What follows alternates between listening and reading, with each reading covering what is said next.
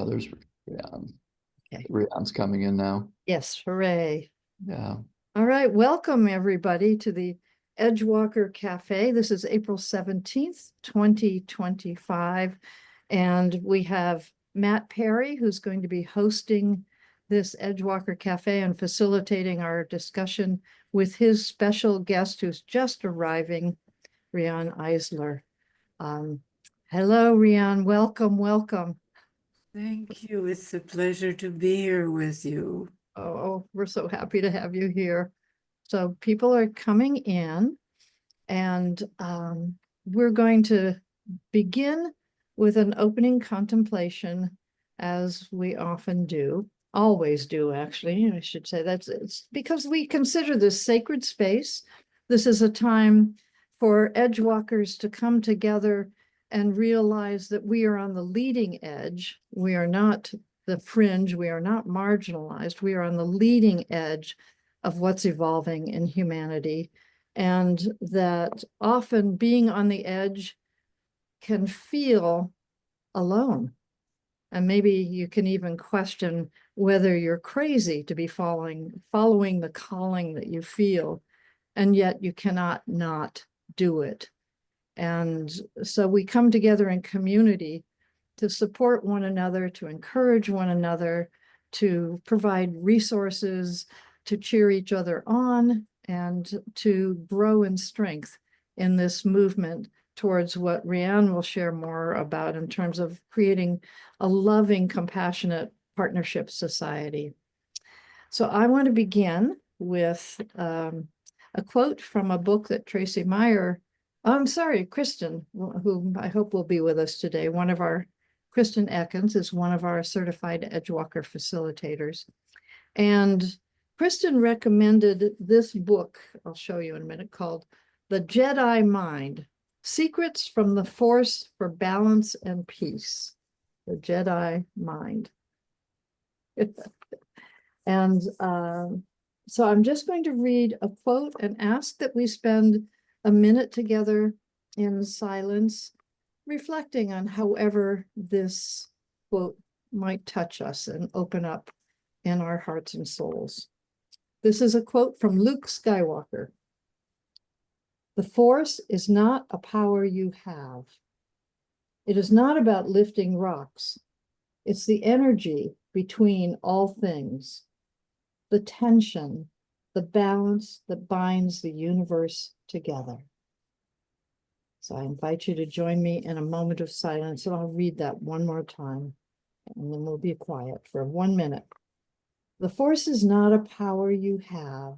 It's not about lifting rocks. It's the energy between all things, the tension, the balance that binds the universe together.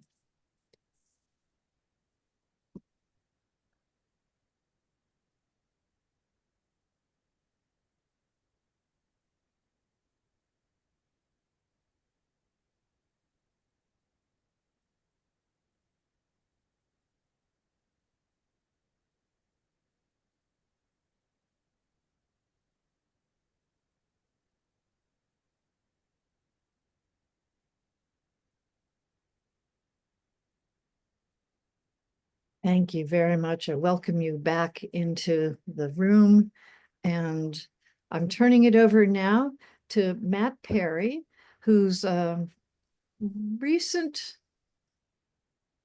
force, a wonderful force of energy, who has joined our Edgewalker community and who is bringing so much wisdom and guidance and good questions to our community and to our conversation. And Matt will introduce our very special guest today. Over to you, Matt. Riane, it's such an honor to have you join here with us. Riane has a long history of wisdom to pass along to us, coined the phrases dominator and partnership societies, is the author of such famous books as The Chalice and the Blade, Nurturing Our Humanity, and The Real Wealth of Nations. And she joins us today to talk about the current tumultuous times. Before I start with my first question, Riane, is there anything that you wanted to say to us before we get started? Just that it's a real pleasure to be with you. And I thank you for inviting me. Wonderful. You are not yet a centenarian, but you will be quite soon. And you've seen and experienced incredible changes in the last century, from the Holocaust to the breakup of the Soviet Union and the recent rise in dictatorships. You clearly bring a very unique perspective to today's tumultuous times. How does the partnership path offer all of us here hope? Hope, that's going to be a key word for today. Hope in times of domination, and also give you reason to stay hopeful and encouraged. Because as Judy told me just before we opened up the Zoom, if we don't have hope, we won't take action. Well, I think that we have to show that there is a better alternative, a more survival-oriented alternative to begin with, because the old system really, the elements of domination that we've inherited are not able to meet the enormous environmental, social, weaponry, etc. challenges that we face. So, yes, but I would add to hope, hope, grounded, because my work, as you know, has drawn, well, it's multidisciplinary work, and it draws from many disciplines. We're not taught to connect the dots. In fact, so much of what we are taught and have been taught is like the categories, right, left, religious, secular, Eastern, Western, religious, secular, all of these categories, including capitalism and socialism, we have inherited from more rigid domination times, times that were more authoritarian, that were more violent, that oriented more to what I call the domination side of the partnership domination scale. And so these categories fragment our consciousness. And not only that, they ignore, and this is really fundamental, but we're all taught not to notice it. They ignore or marginalize nothing less than the majority of humanity, women and children, and therefore family. Because in rigid domination systems, as most of you know, women and children were confined to a male-dominated, often violent, highly punitive family. And it is essential for us to understand the whole picture and connect the dots. And there are many, many trends towards partnership, but we are in the midst, as you know, of a regression to the domination system, to strongman rule, top-down rule, to really rigid gender stereotypes, which are integrally connected to this regression, whether it's the Taliban or fundamentalist Iran, whether it's what's happening here with the MAGA movement in the United States, whether it was Nazi Germany or Putin's Russia. All of them recognize the importance of gender. It is not, as we're told, just a women's issue and now a men's issue because of the men's movement, of course, which actually means it's all of our issues, isn't it? And everybody's in between, male and female. But it is a primary social, economic, and family organizing principle. And I think that this is something that we really have to all recognize as progressives, that the women's movement, the anti-race movement, the racism movement, the movement for environmental balance, to no longer conquer and dominate our Mother Earth, right? That these are all related. So there is grounded hope. And it is up to us, and I'll finish with this because it's a long, long spiel that I'm starting with, but I wanted to give you some background on my work. It is really essential that we understand that there are four cornerstones: childhood, family, gender, economics, and story language that we have to pay special attention to if we are to shift them from domination to partnership. So, yes, there is hope, and there is grounded hope. I heard a phrase recently that has a lot of truth to it, and it was, "We are all being called to look beyond polarity." But there's polarity everywhere. We know that it's much easier to partner with people who are like us, with the same beliefs and the same goals. But today, there's needed partnership between those who don't agree, who we don't agree with. And even one biography of Abraham Lincoln was titled Team of Rivals. How do we create teams of rivals, partnerships in a deeply polarized society? I think this is a very, very timely question.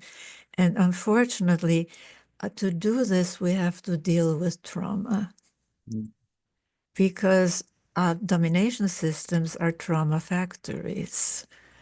It starts in the family, where respect is really equated with fear, right? Mhm. And this is why family and childhood, and my latest book, Nurturing Our Humanity, which was published by Oxford University Press in 2019, really draws heavily from neuroscience. See, we know this, but we are given all of this information in bits and pieces rather than as part of a frame, a new worldview, a partnership worldview. So it is not an easy question. And we are dealing with very traumatized people, especially traumatized men. I mean, do you know that Putin in Russia in 2018 signed a bill that would lower the penalty for family violence? Mm. Now he gets the connection between a highly punitive, rigidly male-dominated, really violent, often family, and strongman rule in the family, and that kind of state.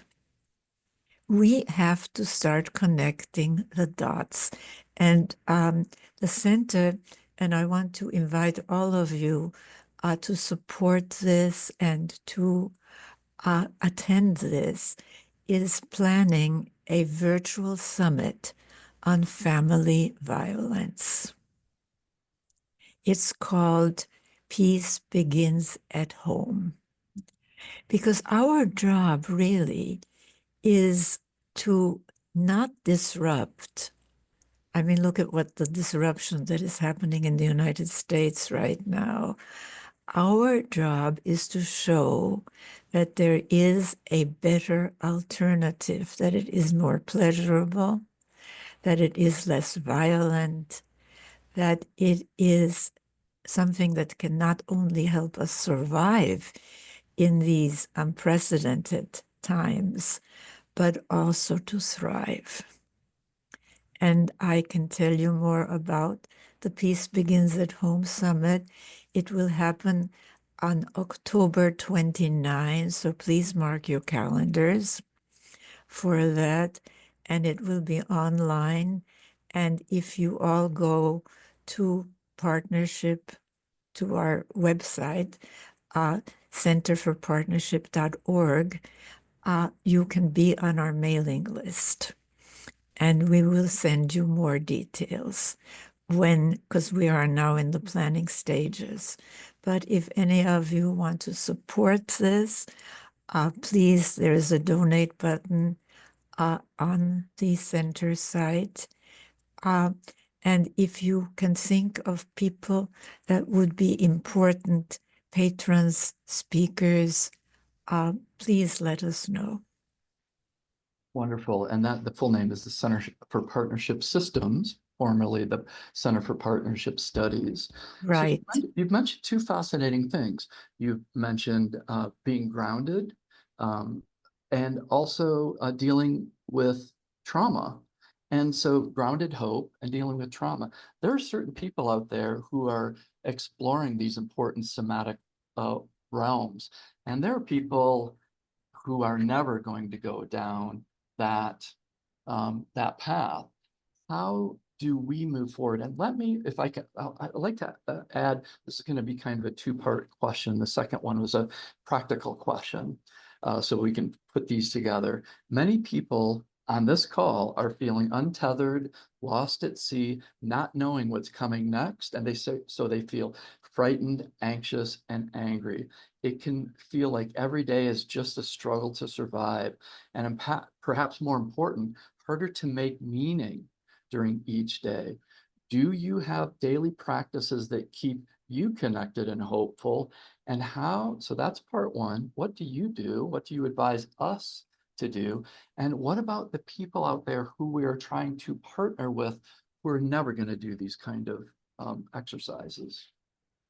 Well, I do have a practice, and I can show it to you.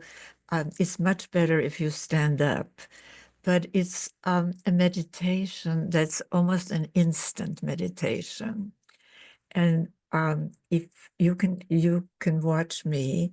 You put your hands together, and actually, please join me if you would like to do that. And you go up with your hands close to your body, very, very slowly.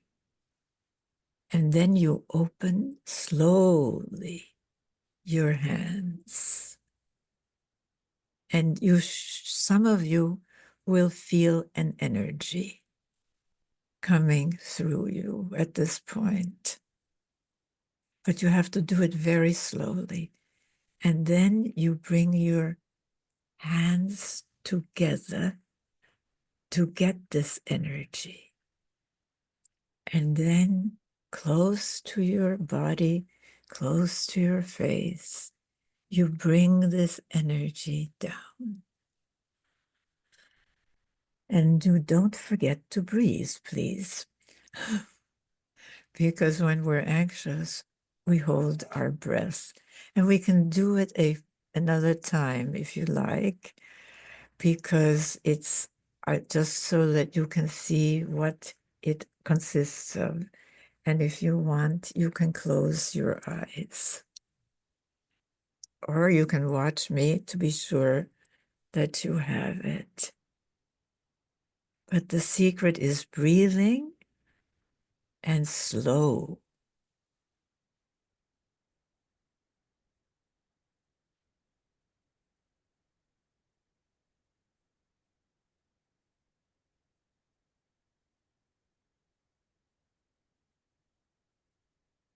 That's beautiful. And how long do you typically do that for?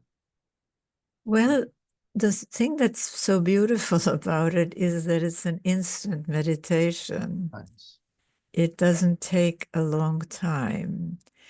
And it depends, Sometimes I do it more, some days I do it less. But look, these are very unsettling times. And anybody who is sensitive to the pain that is being caused to so many people, to the spreading of fear. Of course, we feel that, But if we stay focused on the four cornerstones, because look, we need both the short-term interventions. I mean, we have to put out the fires, but that doesn't change the system.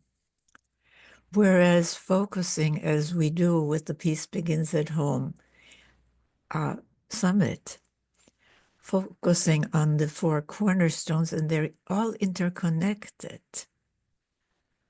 that really shifts consciousness, doesn't it?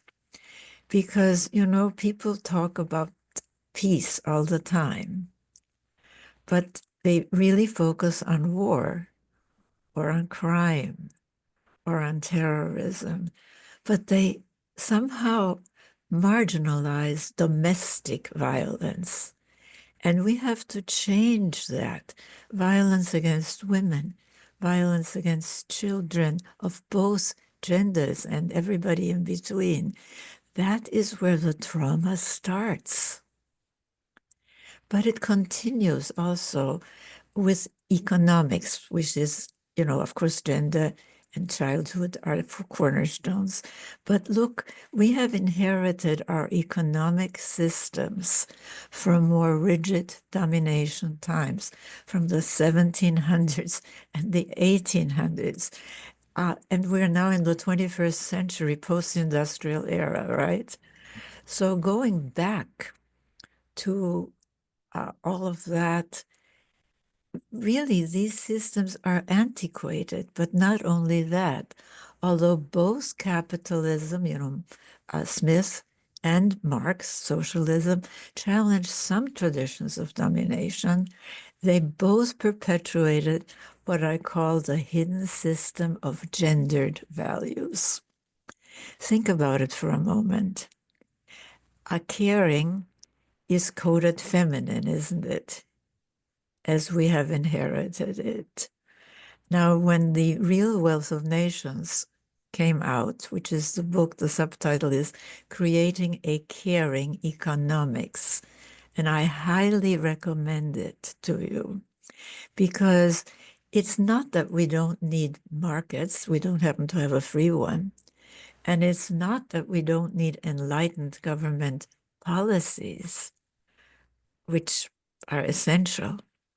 We need both, but we need to give value to caring for ourselves, for others, and for our Mother Earth. And that is why we need to shift to a caring economics. And every one of you can do something by elevating the value of caring, by showing it's a human value. Forgive me, Matt, Oh, but no, please go ahead. Oh, but I was about to say you are a true Jedi because you're reading my mind and sending and introducing the next question. And this will be the last one before I open it up to questions from our audience. And so this question is about empathy. Riane, you'll be happy to know that I've just signed you up for a class taught by Elon Musk on empathy. But I don't want you to worry because Elon actually says empathy is a good thing. But here's the twist. He says the decline of Western civilization is because we're practicing the wrong kind of empathy by giving it to destructive criminals and zombie drug addicts that ruin society. So two things. One, how do you feel about taking this class on empathy from a guy who builds cars and rockets? And the second, will you attend the class and have a little chat with Elon? I love the idea. I had no idea that Elon Musk, whom I would not classify as empathic, but wait, see, in domination systems, and this is fundamental now, empathy is reserved for the in-group, not for the out-group. So it starts with the ranking of the male form over the female form. I mean, think about it. Difference is in domination systems, starting with what happens in families, really, um, equated with either superiority or inferiority, with either dominating or being dominated, with either being served or serving. Now, we're not taught any of this. We must bring it into our schools. I wrote a book called Tomorrow's Children on partnership education. And I, again, highly recommend this book. I'm trying to get the rights back because some of the examples, I mean, it's totally relevant today. But some of the examples are old. You know, it came out in 2000, and we're now in 2025. But I'm doing a class on it with the Montessori Foundation. So again, if you sign up, you can get information about this class. But I'm really digressing from the main point, which is, remember, when Elon Musk talks about empathy, he talks about empathy for the in-group and not for the out-group. And so this is the guy who was instrumental through his Doge in dismantling foreign aid. Now, this is stupid, frankly, because it makes everybody hate us more, okay? And if you're talking about China, it really opens the door. But they don't care because China is a domination system, sort of. You know, the government is. Women, however, have beginning to change their roles. Anyway, I could talk about this forever, but I think it's wonderful that you enrolled me. Thank you. Yeah, well, I'm gonna be very curious what you learned during his class. It's interesting. There's a video out there of Elon Musk complaining about Tim Kaine, who was on stage somewhere, and he says, "Hey, look at the Tesla stock. Look how it's dropping like a rock." And he's talking. Musk is talking to the interviewer. He's like, "Yeah, Tim Kaine celebrating the dropping stock of Tesla." He's like, "What a jerk! What a And I'm like, "Well, I guess." Tim Kaine wasn't very empathic towards you now, Elon, was he? So it was a very interesting moment of karma. That's the way it felt. One thing I want to mention to everybody that we haven't talked about is your podcast, The Partnership Path, which has wonderful guests on there. You were the first guest there. And is there anything you wanted to say about the podcast before we open it up to questions to everybody that's here today? Well, I would like to offer you to take the course, Changing Our Story, Changing Our Lives. It has 4 videos, lots of imagery.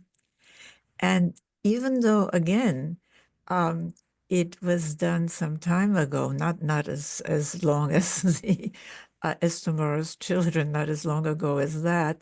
But if you take that course, you can really learn. The first thing is, where are we? The second episode, and they're all half an hour only. The second hour is, how did we get here? And that tells you what I'm really best known for, and which was really, at the time, the Chalice and the Blade attracted a lot of attention, but a lot of pushback. And now we're having all of these books talking about Çatalhöyük, but they don't have a frame. They don't have the worldview of the partnership system. And if you, by the way, take that course, you also get a preview of some of what's in Nurturing Our Humanity, the neuroscience. And of course, also the four cornerstones. It ends with that. Um, and, you know, we can all make a difference. This is not the time to be paralyzed because I know that so many of us are. This is the time to act and to show that there is a partnership alternative. And some people, perhaps not the most traumatized ones, who are really not open to anything, um, will respond. And that's all we can do.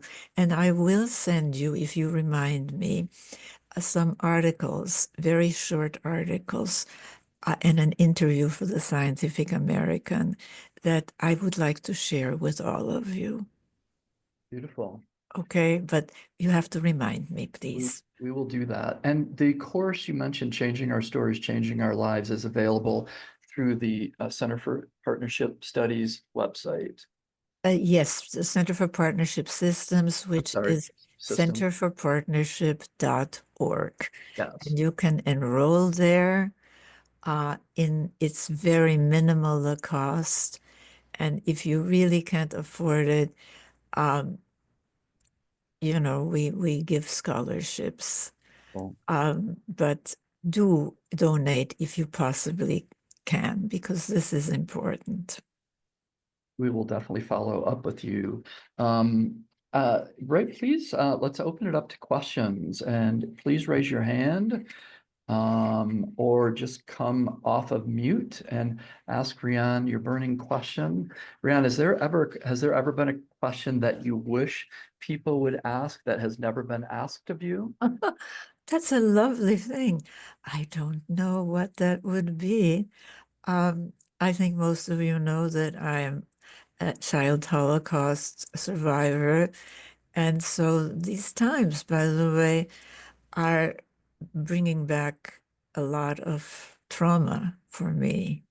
Uh, But we have to really understand that, as I said, domination systems are trauma factories, including all four cornerstones. And I don't see anybody raising hands yet, unless I'm missing it, Judy, so you can help me with the Q&A here. Well, I have a question. Yes. Well, Yeah. good. I'm so glad. Riane, thank you so much for your work all these years and for continuing to help us feel hopeful and know how to be and what to do. And my question is about where we are in the Edgewalker organization right now, moving from an organization that I founded, so I'm kind of the founder and the central person, to really wanting to create, I think, a partnership society among our community members. And you talked about the four cornerstones. I'm wondering if those four cornerstones could be a guide to us as we move to this community shared network model, or it's like we don't want to be a dominator society. We want to be compassionate and supportive and peaceful and caring. And it's like, what advice would you give us as we make this transition to this shared ownership and shared commitment to making a difference? Well, much advice, but I'll start. First of all, yes, the four cornerstones can be a guide, but something very important, uh, you know, language. Remember that the fourth cornerstone is not only stories, which all, you know, like the story of Eve, you know, blaming her and or Pandora. It's the same story, isn't it? You know, blame woman, blame the out group, right? Of, you know, but it's not only that. Um, we need new words. And I coined the words hierarchy of domination and hierarchy of actualization. Because every organization, every society, well, we need parents, we need teachers, we need managers, we need leaders, right? And you, Judy, have been a leader and must continue your leadership. But it's how power is used. Remember in the cover of The Chalice and the Blade, the titles, well, first of all, we recognize our interconnection, which is really amazing. You see that little figurine? She's a bird goddess, but she's also phallic in shape. It recognizes our interconnection. She has breasts, but she's also a bird. And you know, I'm going to digress for a moment. Two physicists just got the Nobel Prize for their work on entanglement, on interconnection. And I see Dave is shaking his head, and so is Judy. I mean, we're talking about grounded hope, grounded. And it's now even, but it's again, it's not put into a frame, the partnership frame or the domination and the scale. So power, the chalice and the blade are two symbols of power, aren't they? Mm. And the blade is a symbol for power over, isn't it? The power, well, to take life. But the chalice is also powerful. It's the power to give life, to nurture life, to illuminate life. So remember that you are very important as a leader, but always and do not hold yourself to a standard of perfection, please, because you know the perfect is the enemy of the good. You know that saying. Yes. Yeah. We're very much too, and people are very hard on themselves. You know, I wrote a book called The Power of Partnership, and you can get it, buy a new one if you can, because you know, the used ones, um, not the publisher nor I get any royalties from that. Only Amazon, Yep. etc., gets royalties. But it's on 7 relationships seen from the perspective of orienting to domination or partnership, how we relate to ourselves, how we relate to others, in our intimate or family and other intimate relations, our work and community relations. And then it goes on. And it got the Nautilus Prize as the best self-help book of the year it came out. But it goes beyond where most, in fact, all other self-help books go. It goes to our relations with our nation, our relations, our national relations, our interrelational relations, our relations with nature, and our, yes, our spiritual relations. Because at the core of most world religions are partnership teachings. Teachings of care, do unto others as you would have them do unto you. But there is this dominator overlay. Well, anyway, you have to read my books. Because and I think one thing you could do, Judy, if you're so inclined, is to form study groups Mm. Yes, that's a and great idea. use the books. You know, socialism spread because everybody read the Wow. writings of Marx and Mhm. discussed them. And alas, with social media, that is not happening. But anyway, I won't continue because I really would like to talk with all of you. So please, if you have some, there, Sally Cox. Hi. Hi, Riane. It's great to see you again. It's wonderful to see you, Sally. And what are you up to these days? Well, I'm still working on protecting the bonobos in the Congo forest. Good. And so I would love if you would say, from your perspective, why bonobos, humankind's closest relative that still most people have never heard of, are so important for us to know about and possibly emulate in some way. And if you have any ideas about how we can effectively share the bonobo example with more people in a way that they would understand and that would resonate with folks. Well, you can recommend, for one thing, my book, Sacred Pleasure, Okay. which deals with sexuality and spirituality and has a chapter on this. Chapter 2 is on the bonobos. I think the bonobos are so important for us to understand because we are told always that our closest primate relatives are the common chimpanzee. But the same DNA difference is what we, and it's not that big, is what we have with the bonobos. And in Nurturing Our Humanity, which I think you know, Sally, but if you don't, I again talk about experiments with bonobos. They're smarter. And of course, they use sharing, pleasure, sharing sex, sharing food, which other primates do not.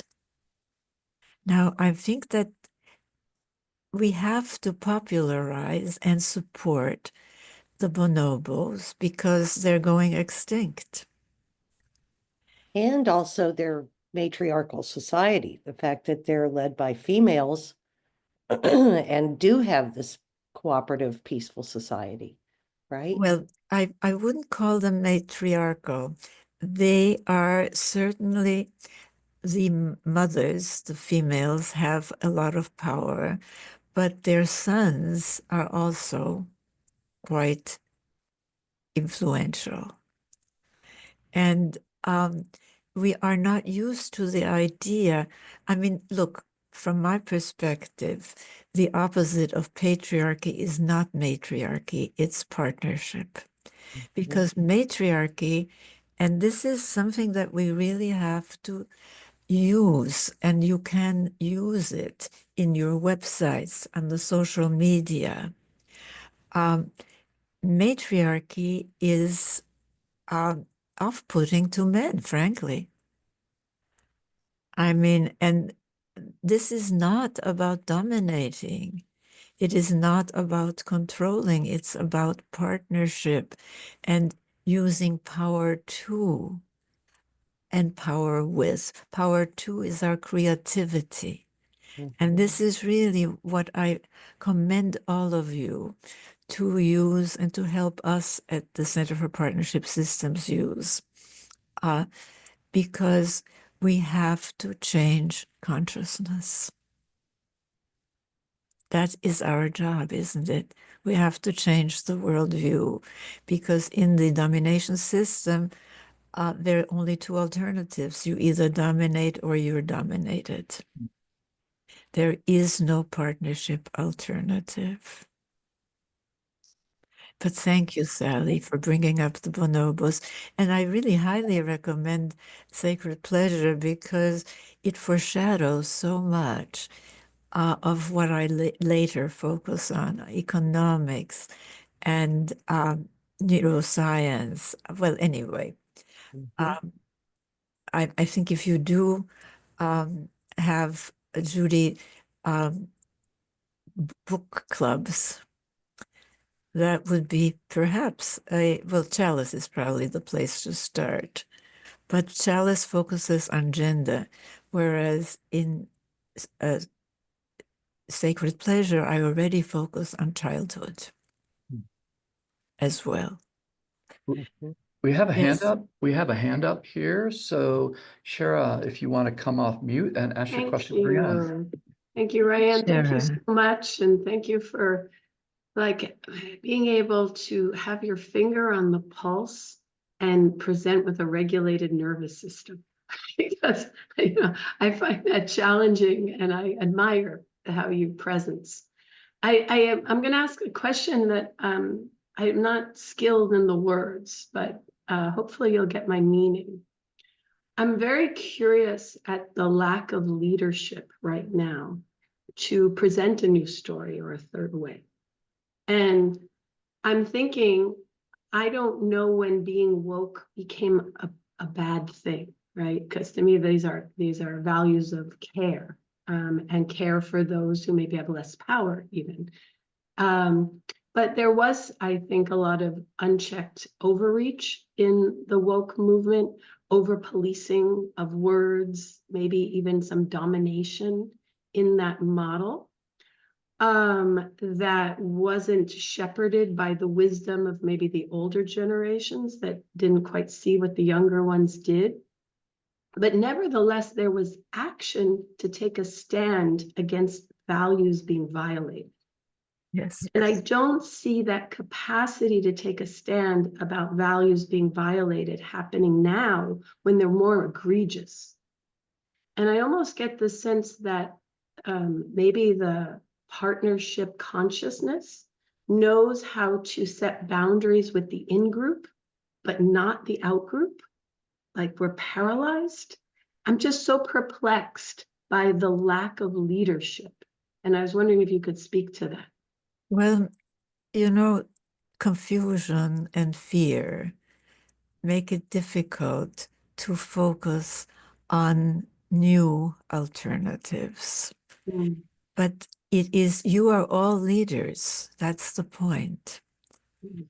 And if you take leadership roles in spreading that there is the partnership alternative.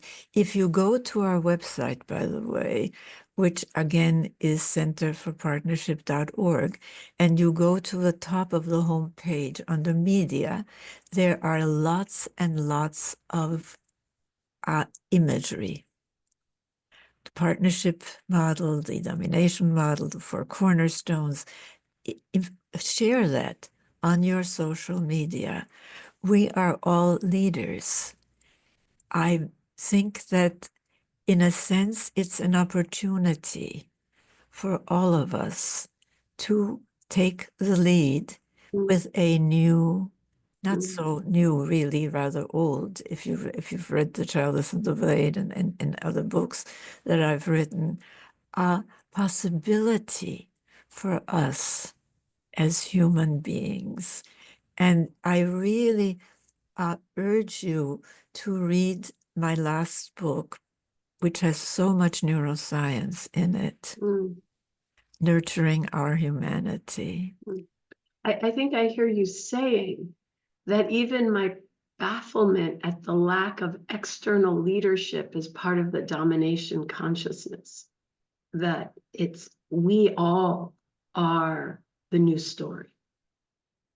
We have leaders, but we take turns, and we don't exercise power over, or we try not to, but power with and power to.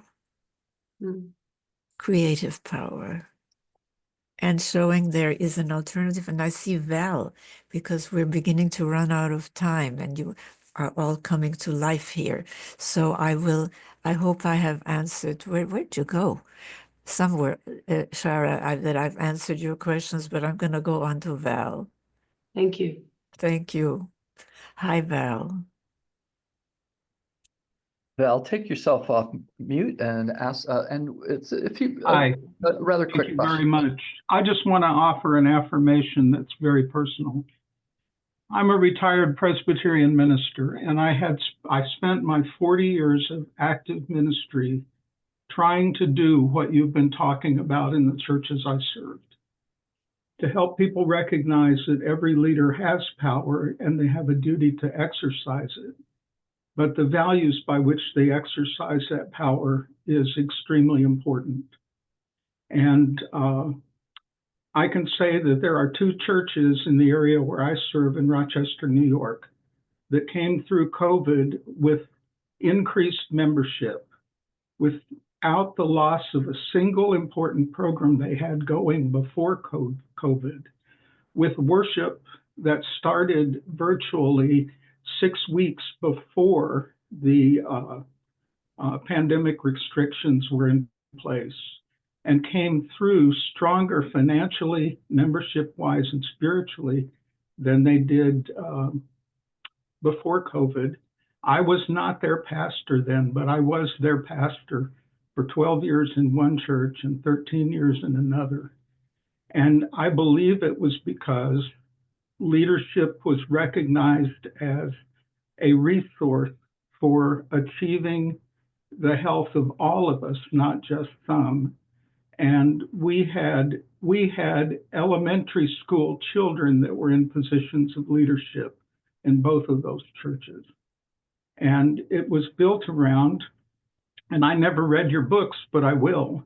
But you have touched something in me, and I can also say that in 40 years of active ministry, I never, ever once myself made a decision for a church I served. It was all made by the leaders of the churches, every single one. I will also say that in part of my work, I dealt with pastors who were accused of clergy sexual abuse. Clergy use the language of powerlessness all the time.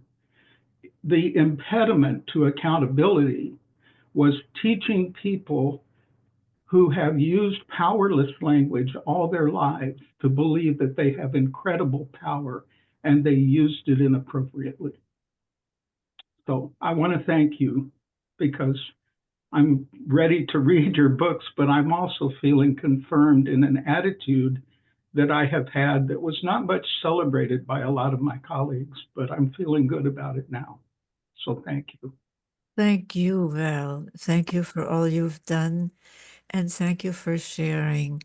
And you know what you bring to mind is that when many people who have read my work, they say, I always knew this somewhere in me, but I didn't have the language.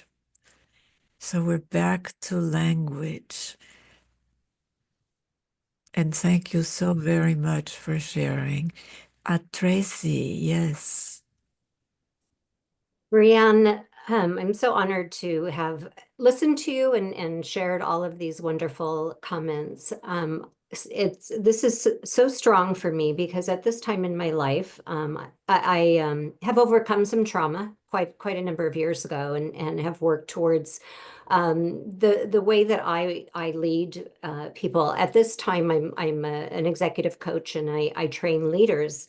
And I'm also preparing to speak on a stage. It'll be the third time of a new program. It's kind of like TEDx, but it's actually for women, and it's called When. And it'll be live on June 28th. And I'm taking my original, my book that I wrote called The Leadership Contradiction, Choosing a Path of Love and Kindness. And I'm using something that was pivotal in that book and what caused me to write it from this point of view of the leader that I have been, a very strong female, but loving to large teams that I've had to lead. And only was in the time of COVID when I had to think about it that I was leading differently. And because of the childhood trauma I had and the healing that I've done, I'm in a strong position to use my words and use language to speak up. And I now am going to be on a stage. So I am going to immediately get into your courses. I just saw that they're self-paced, so I'm excited about that. But my question for you is, you know, as I continue to approach this love and kindness as a woman, like, are there there are men that I speak to that I've done a couple dozen podcasts on the book, and most of them have been men. And I'm seeing that some men are coming out with this humility or this affection for love and kindness to others. And you know, they're not the dominating party, but there's this potential. So what suggestions would you have as I'm talking about my own personal story? And I will share that a lot of that recovery has been 17 years of sobriety and also, and I talk about that in my book, but healing from a lot of things. So how can I help others heal? And I'm sorry for this, it's being such a long question, but I'll have the opportunity on stage that will be published and will be put out, hopefully, to the world. Well, I think you've brought up something very, very important. Domination and partnership are not about sex. They are about gender. That's one of the 4 cornerstones. And we are so used to, and really in domination systems, men are convinced that the only alternative to being dominated by women is dominating women. And we have to dispel that alternative with the partnership worldview. So I would start with saying, I'm going to talk a lot about gender, not about sex. And I want to be very sure that you know the distinction between sex and gender, and that this is not about blaming men.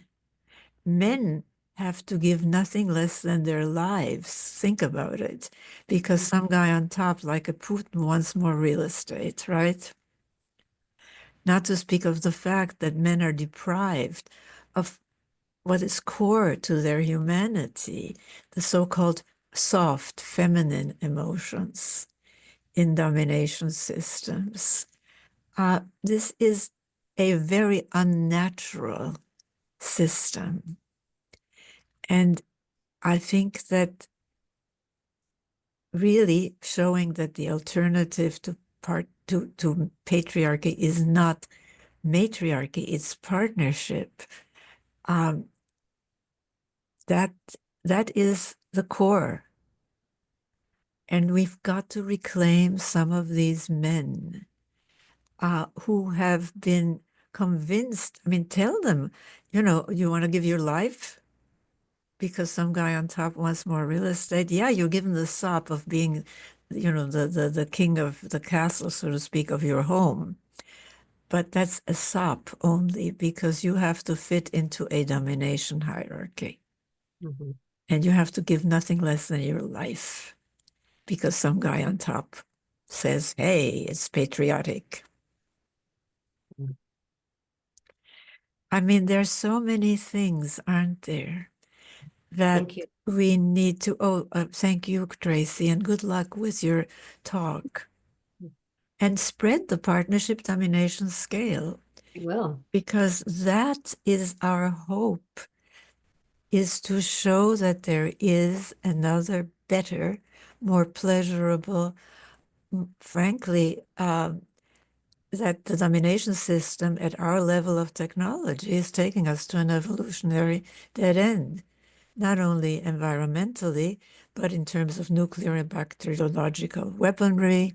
I mean, and now AI, which we haven't touched upon, but we've got to program AI really as much as we can. And if you have any contacts there, please get in touch with me, because we've got to program AI with the alternative of the partnership system. So, but remember, you're all leaders. And you can all make an enormous difference in the world, especially now in this time when fear is being spread so consciously, and uncertainty and all of this, which we can spread grounded hope. Not just hope, but grounded hope. Beautiful, Riane. We're coming up against the top of the hour, and so I wanted to turn it over to Judy to wrap things up. And Judy, you want to take it from here? Thank you so much, Matt, and thank you, Riane. We will be following up with our Edgewalker newsletter next week to highlight some of the key points and links and resources that have come out of today's talk. So if people are not on the Edgewalker newsletter, please go to edgewalkers.org and you can sign up for the Edgewalker newsletter and get notification about events like this that we do every month. So I have a couple of announcements of things coming up. One is that we're beginning the next Edgewalker assessment certification program for coaches on May 4th, so just 2 weeks from now. We do have room for 1 or 2 more people.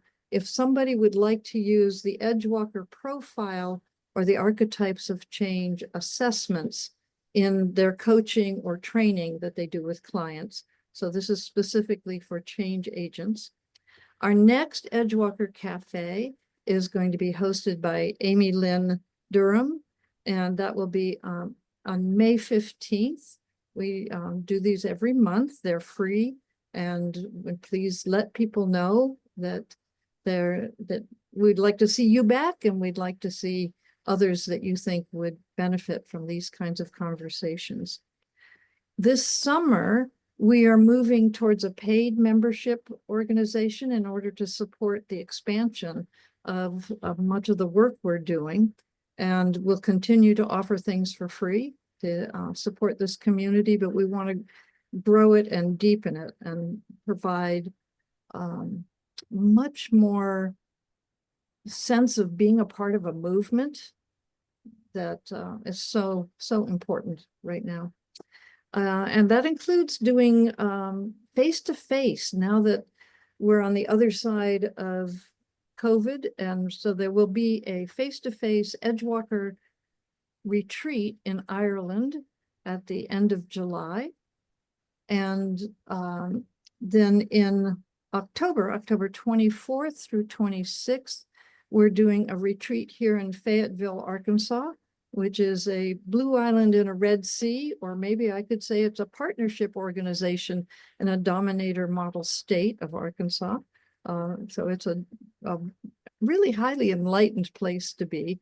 And that is right around the time that Riane is offering your summit, Riane. And That's right. The peace begins at home. Peace And begins at you home. know that the woman who was heading it, Gina Miltadu, she's in Ireland. Oh, beautiful, beautiful. And what I love about that week is when the veil is really thin between the worlds. And so we need a lot of spiritual help in doing the courageous things that are being called forth from us. And so to take advantage of that season is a really wonderful thing. So those are some of my announcements. I want to see, I know When there's, will the time of the cafe be on May 15th? Will that be back to noon? it will be back to, it would be 11 Eastern, Val. 11 o'clock. Yeah, I believe. Now, that's Amy Lynn is the one organizing that. We will put all that information on the website and in the newsletter, but put it on your calendar. That's most likely what will happen. So I want to see, we have other Edgewalker facilitators here on the call, people who've been certified in this work and who are rippling it out to their communities. I want to see Peggy, Tracy, Matt, who else is here? And Jimena, like if there's any other things that you're offering that you want people to know about. Tracy, you could talk about your Oracle deck, and Peggy's got something. Yes. Yes, thank you. It's Tracy. So real quickly, I just produced an Oracle deck. It's 75 cards, pictures for me traveling around the world, including walking the Camino just in October. And I'm actually taking it outside. So I'm doing the outdoor experience of my Oracle deck and leadership coaching with teams. So if you're interested, send me an email. I'll tell you when our next event is. Currently, we're doing them within the state of Wisconsin, but I'm happy to travel anywhere if you've got a group that is interested. And if you'd like to get a copy of your own deck, just go to my website. Thank you. Thanks, Judy. Yeah. Tracy, the card I pulled yesterday is a picture of Hawaii with the word Ke Aloha. And You know. I'm from Hawaii, so that really touched me. Thank you. You're welcome. Well, that's what they call me in Hawaii, Ke Aloha. I have a tattoo of it. Oh, beautiful. It means love. Yeah. All right, my Peggy. Yeah. So many of you know Amy Bernstein, and she started a website with trainings called Women's Mastery Institute. And I'm doing a workshop next Tuesday, the 22nd, from 12 to 1 Eastern time. And it's the model I use when I work with people who want to make more money. So I'm teaching a model that helps you transform how you think about money, work with money. It's actually a whole new way to approach money. It starts with desire, not deprivation. We work with a spending plan rather than a budget. So it's not positive thinking. It's not a trick. It's actually a whole energy, context, higher consciousness way of working with money. So I will put the information in the chat, and I hope many of you will join us next week. And even though it's Women's Mastery Institute, men are very welcome in this workshop. And I'll put my email in here too if you have any questions. Thank you. All right, I think we're complete. We also include these kinds of announcements in our newsletter. And again, you can subscribe to our newsletter on the Edgewalker site, edgewalkers.org. So once again, Riane, thank you for your wisdom and inspiration and creating such a sense of hope and a new way of thinking and being that are what we need in the world today. And I'm going to turn it over to Matt and to you, both of you, to say any final words. Riane, I just wanted to thank you. I first discovered you during the pandemic. I joined your class at Meridian University. Good. That was an honor right there. So the fact that here I am interviewing you, it's like, this is kind of like a dream come true. So I just want to thank you for your wisdom. The one thing that so much stood out for me today was we can all feel that there is a different way. We know it. We don't always have the words for it. And so you've helped us bring more of the words and the concepts and knitted everything together and opened it to us to then now start walking the path. Well, I want to thank you, Matt, and I want to thank you, Judy. And I really hope that the Edgewater Café can be a partner in the summit, because if we don't really focus on, as I said, these are all interconnected, childhood and family, gender, economics. We've got to find ways, and there is a trend in that direction, but it's very halting. You know, the paid parental leave, for example, and the you will learn if you take the course about the Nordic nations, which are really more partnership oriented. And it's not that they're socialists, they have a very, very strong market economy, which people conveniently forget about precisely because they have more caring policies. So it all is connected. So I thank you all, and onward. It's really up to you, to us, what our future will be. Riane, if you can just stay on for a few minutes after everybody else leaves. Judy wants to talk to you about just tying some things up, any sort of collaborations we can do. And if everybody just wants to come off mute for a second and say goodbye or thank you or whatever you'd like to say, please do before you sign off. Bye. Thank you, Thank everybody. you. Fabulous. Bye-bye. Bye-bye, Sally. Bye-bye, all of you. It's been a pleasure to be with you.